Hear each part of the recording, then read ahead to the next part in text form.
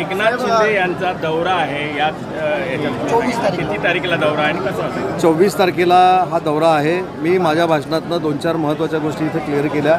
मी जरी संपर्क मंत्री असलो तरी इथले निर्णय माननीय दीपकभाई असतील, निलेशजी असतील, आमचे उपनेते संजय आंग्रे असतील, दत्ता सामंत असतील, हे सगळी इथली मंडळी आहेत, त्यांनी बसूनच घ्यायचे आहेत.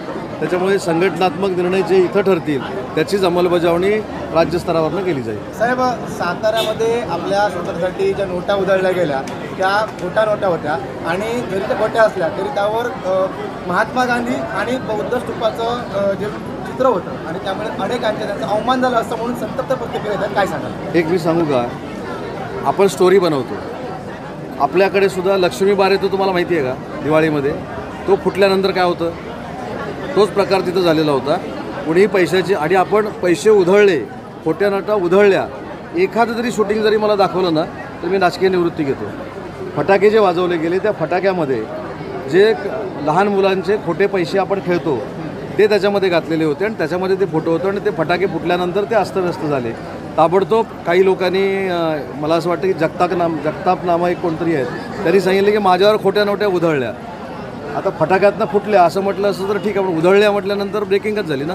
तसं सिंधुदुर्गवासियांनी, मी सिंधुदुर्ग असल्यामुळं असे काही शब्दप्रयोग करू नये अशी माझी विनंती आहे. कुठेही उधळल्या गेल्या नाहीत. फटाक्यामध्ये त्याला काय म्हणतात आपण, फटाके गुंडाळलेल्या होत्या, त्या फुटल्यानंतर बाहेर आल्या.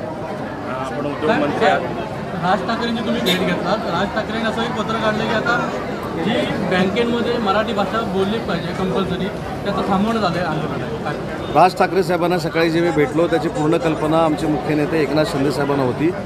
मराठी भाषेच्या संदर्भामध्ये ज्या काही त्यांच्या भूमिका आहे त्या समजून घेण्यासाठी मी तिथं गेलेलो होतो. त्यांची सगळी भूमिका मी समजून घेतलेली आहे. मराठी भाषेचा मंत्री म्हणून ती मी मुख्यमंत्री आणि दोन्ही उपमुख्यमंत्र्यांच्या कानावर घालणार आहे. साहेब, याच्या अगेन्स्टच आता उभाटा असं फरमान काढलं त्यांनी की तुम्ही घाबरू नका, आम्ही तुम्हाला मराठी शिकवू, असं त्यांनी आता फरमान काढले. ते आता जे अमराठी त्यांना मराठी शिकवणार आहे. आनंदाची गोष्ट आहे ना. उभाठानं जर पुढाकार घेतला तर आनंदाची गोष्ट आहे, पण सक्सेस किती होते बघूया ना. शेवटी बॅनर लावून फक्त पब्लिसिटी करण्यापेक्षा त्याच्यामध्ये काहीतरी काम करून दाखवावं ना. साहेब, मत्स्यजोगमध्ये योगेश कदम हे भेटायला गेले, त्यांच्या कुटुंबीय आले होते त्यावेळी त्यांचा मोबाईल गहाळ झाला आहे. काय सांगा? आता त्यांचा मोबाईल गहाळ झाला तर पोलीस शोधतील. आता परवा देखील विधानसभेमध्ये अनेक पत्रकारांनी मला विचारलं तुमचा मोबाईल हरवला काय. कोणतरी माझ्याबरोबर येत होतं विधानसभेमध्ये, त्यांनी मला चेष्टेने विचारलं तुमच्या हातात मोबाईल दिसत नाही. मी त्यांना चेष्टेने म्हटलं की मोबाईल हरवला. उदय सामंत यांचा मोबाईल हरवला. तसा हरवला आहे की मी आधी योगेशजींना विचारतो आणि खरोखरच हरवला असतील तर ते राज्य गृहमंत्री आहेत, त्याचा तपास करून मिळवतील. उद्योगमंत्री आहात तुम्ही आणि सिंधुदुर्गासाठी काय देणार आता? आताच दीपकबाईंशी चर्चा झाली. पुढच्या आठवड्यामध्ये आढाळीच्या संदर्भामध्ये आम्ही एक सविस्तर बैठक घेतो आहे. आढाळीचं एक्सपान्शन करण्याच्या संदर्भामध्ये देखील काही दीपकबाईंनी सूचना केलेल्या आहेत, त्याचं देखील आम्ही पालन करू. पण आढाळीच्या MIDCमध्ये पुढच्या कालावधीमध्ये प्रकल्प आणून नक्की दाखवू. साहेब, आता चिपी विमानतळ जे आहे ते आपल्या खात्यात येतं, चिपी विमानतळ त्याच्यामध्ये विमानसेवा आता अनियमित आहे, ती सुरळीत होईल का आणि ते व्यवस्थित राहील का? असं चिपी विमानतळ MIDCच्या अखत्यारीमध्ये येतं असं तुमचं जे म्हणणं आहे ते प्रायव्हेटायझेशन झालेलं आहे, ते IRBकडे आहे.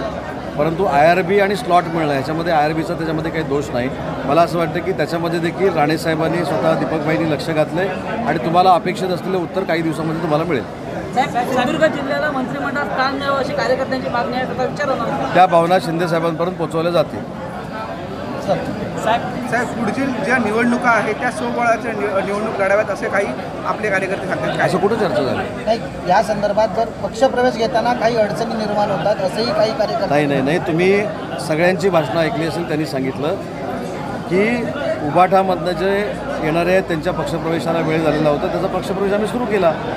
आणि माझ्या भाषणामध्ये देखील, दीपकबाईंच्या भाषणामध्ये देखील, निलेशजींच्या भाषणामध्ये देखील आणि आमच्या दोन्ही जिल्हाप्रमुखांच्या भाषणामध्ये देखील हेच होतं की स्वतःची संघटना वाढवायची आहे आणि स्वतःची संघटना वाढवत असताना महायुतीतल्या सगळ्या लोकांना समन्वय साधून वाढवायची आहे. साहेब, चिपी विमानतळ हे सुरक्षित नसल्यामुळे तिथे आता कुठलीच विमानं येत नाहीत, त्यामुळे माजी आमदार वैभव नाईक आहेत यांनी चक्क 8 दिवसात टाळं मारणार असं घोषणा केली. कसं बघता? नाही, ही घोषणा 2 महिन्यापूर्वी होती. हो, पुन्हा केली, रिपीट केली 15 दिवसात रिपिटेशन. कारण 2 महिन्यापूर्वी 8 दिवसात लावतो असं बोलले होते. आता किती दिवसात सांगितलं? 15 दिवस. माहिती घेतो ना. आता पूर्वी 2 महिन्यापूर्वी सांगून 8 दिवसात त्यांनी का लावलं नाही. आता परत 2 महिन्यानंतर का लावतो म्हणतात जरा माहिती घ्या. टाळा ठोकणार म्हणतो हां गपचूप टाळा ठोकणार. 2 महिन्यापूर्वी म्हणाले होते 8 दिवसात करतो म्हणून. Thank you thank you